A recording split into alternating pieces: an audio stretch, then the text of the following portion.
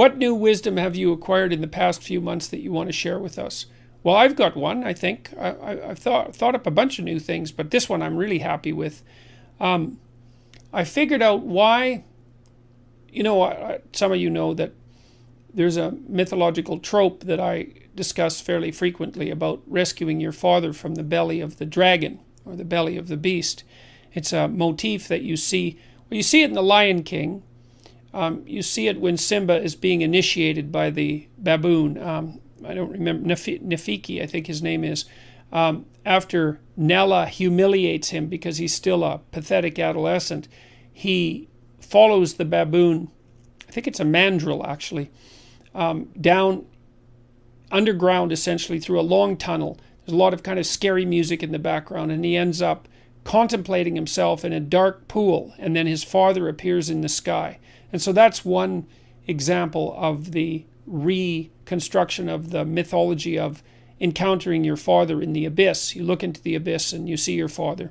And then in the Pinocchio story, Pinocchio, of course, when he's trying to become a genuine human being, instead of a marionette pulled by other people's strings, or a neurotic, or a liar, or a jackass, because those are his alternate destinies, he goes down to the darkest place he can find, the bottom of the ocean, and finds the biggest monster he can look at, and inside he finds his father, and then rescues him. And the question is, why do you find your father when you look into the abyss? And I really do think I figured this out, and it's quite exciting to me. It's such a brilliant image. So we know as clinicians, and also I would say as sensible people, but there's good clinical documentation of this, that if you find out, imagine someone's pursuing a goal, and some of the things they have to accomplish or confront on the way to that goal frighten them, and they start to avoid, and then they get more afraid, and of course their ability to pursue their goal or to accomplish their goal deteriorates because they're avoiding. If you're a psychotherapist or even a friend or a supportive loved one, let's say, you're going to encourage the person to face the challenges that are making them afraid, to face them voluntarily. And what happens as a consequence of that is that the person usually is able to overcome those fears and develop the necessary skills and to prevail. And that's partly because, not so much because they get less afraid, but because they get more skilled and more courageous. And so imagine that if you bite off a little more than you can chew, you get stronger as a consequence. And you do that in the gym, for example. When you go lift weights, you lift weights that are a little heavier all the time. And as a consequence, you develop yourself physically and you turn into who you could be. You turn into more than you are. Okay, so if you face fears a little bit at a time, fears and challenges, and you do that voluntarily, then you become more than who you are. Okay, now let's recast that in archetypal language and make it into a kind of ultimate. So if you want to become everything that you could be, then you look into the abyss itself, which is the darkest place that you can possibly contemplate. And that would be the terror of mortality and insanity and of suffering and of malevolence, all of those. It would be like looking into hell, I suppose, to some degree. And then by voluntarily doing that, then you call upon the strongest part of yourself to respond. And the strongest part of yourself is symbolized as the sleeping father nested inside the beast. And so the fundamental truth when you look into an abyss is that you don't see the abyss if you look long enough. It's like an answer to Nietzsche's conundrum. If you look long enough into an abyss, then the abyss looks into you. It's like, well, if you look long enough into an abyss, past when the abyss looks into you, you see who you could become in the form of the great ancestral figures nested inside the catastrophe of life. And then you can join them, so to speak. You can incorporate that and become stronger. And you do that partly by taking on the challenge voluntarily. And that informs you because you learn when you take on challenges voluntarily. But you also do that as a consequence of psychophysiological transformation, because when you place yourself in challenging situations, let's say the abyss is the archetype of the ultimately challenging situation, then you turn on new genes in your nervous system and in your body that code for new proteins, and you build new structures inside of you. And none of that's going to happen without the demand that's placed on you by willing to confront the full terror of life. And so then I would say the full terror of life is something like the reality of suffering and death and the ever-present and the ever-looming presence of malevolence in your own heart and in the heart of other people. So it's evil and suffering.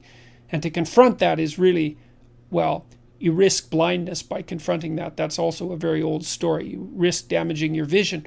But if you do it forthrightly, then you discover who you could be as a consequence. And who you could be is the solution to malevolence and suffering. And so that just blew me away when I figured that out. It was partly a consequence of having lengthy discussions with Sam Harris and thinking this through more and more and being pushed to think it through. But I think that's an absolutely staggering, what would you call it? Articulating that image fully for me. I don't know if I've articulated it fully, but articulating it more fully really had a profound effect on me. I think it's such a brilliant conceptualization that inside the darkest place is the heroic ancestor whose identity you could incorporate. Perfect. It's perfect. And I really believe it's true. And what it does is it says that a human being is actually stronger than the greatest challenge that can be set before him or her. And that's really something. I also believe it's true. Doesn't matter how... The other thing that's so interesting about that is that it transforms pessimism into optimism. It's like, well, the world is a very dark place. It's full of suffering and it's full of malevolence. And it might even be so full of suffering and malevolence that a reasonable person could question the justification of its being, as Ivan Karamazov does in The Brothers Karamazov, which I would highly recommend, by the way. That's an absolutely great book, Dostoevsky. But the truth of the matter seems to be that if you face the pessimism full frontal, so to speak, then you find something in you that's strong enough to take it on.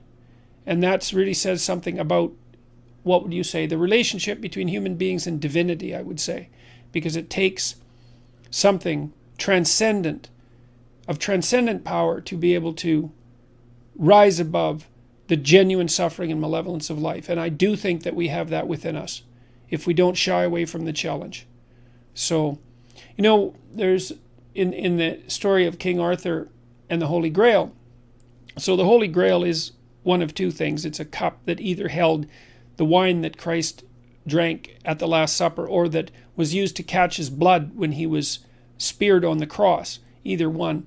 But it's the reservoir, let's say, of the fluid that eternally nourishes. It's something like that. And when you go to look for the Holy Grail, you don't know where to look because you don't know where the Holy Grail is. And so King Arthur and his knights, who all sit at a round table because they're essentially equals, each go off to find the Holy Grail, and each of them enters the forest to begin the quest at the place that looks darkest to him. And that's another example of the same idea, is that it's another example of a dictum from Carl Jung, which he extracted from the alchemical literature, which was in sterquilinus invenitur, which means, roughly speaking, in filth it will be found, or more to the point, what you most need will be found where you least want to look. But you have to look purposefully. If it chases you, you're prey. If you confront it, then you're the thing that can transcend it. And that's an unbelievably optimistic message, because it suggests that if you're willing to take on the burden of being with its suffering and malevolence, that you can awaken that which is within you that will allow you to prevail. And God only knows how deep an idea that is. It might be the deepest of ideas, because who knows what the limit of a human being is. So, well, that's some of the wisdom, so to speak, that I've acquired in the last few months. And there's quite a bit more too. But I'm going to write all this down and hopefully publish a bunch of it in my next book. I figured out a bunch about hierarchies too and how they function. And I've developed a whole new way of conceptualizing. One of the things I was arguing with Sam Harris was the relationship between facts and values, because Sam, and he has his reasons, would like to propose that we can derive values directly from facts. And he wants to do that because he wants to nail the world of values to something solid, so it doesn't float in air and get, let's say, what would you call it, hijacked by the fundamentalists, or dissolve into nihilism, and both of those are terrible ends for a hierarchy of value. So he wants to nail it to something more objective and less relativistic and less grounded in revealed truth.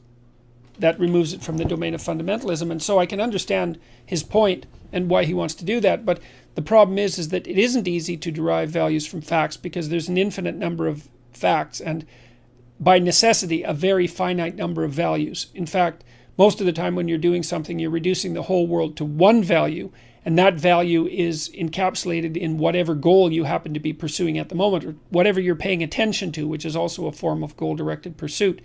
And so I've also figured out that, and I kind of knew this, but I could articulate it better now, that you look at the world of facts through a hierarchy of values, and that hierarchy of values is instantiated in your nervous system and simultaneously a social construct, because you pay attention to things of value that you and everyone else have established as valuable through a process of social negotiation.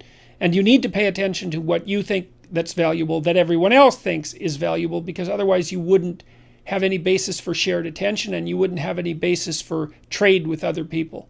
So that's another thing. So that's really been helpful, because so now I've figured out that you reduce the infinite world of facts to the finite world of values by viewing the world of facts through what's essentially a dominance hierarchy of value. And that exists both out in the social world and neurologically at the same time. And so that's been unbelievably useful to figure out too, and part of a mystery that I've been trying to untangle for about 3 decades. So that's extremely helpful. And I've also spent some more time thinking about the proper place of the right and the left wing. So the right wing basically stands for the, what would you call, the right wing serves as an advocate for hierarchy. And the left wing serves as a critic of hierarchy. And the right says, well, we need hierarchies. They're often hierarchies of competence. They're necessary to organize people and society, and they're necessary to get things done, all of which is true. And the left says, yes, but hierarchies dispossess, and you have to pay attention to the widows and the orphans, which is also true. And so then the political discussion is about how to ensure that hierarchies are maintained and are functional, but also have sufficient mercy within them to take care of the people who, for one reason or another, are struggling to find their place even in a hierarchy of competence. And then the necessity for free speech emerges out of that, because the left and the right have to communicate so that the proper balance between the current structure of the hierarchy and its transformation and mercy can be established on an ongoing basis. So anyways, there are 3 things that I've really learned over the last few months. And there's a bunch more, but those will do for now.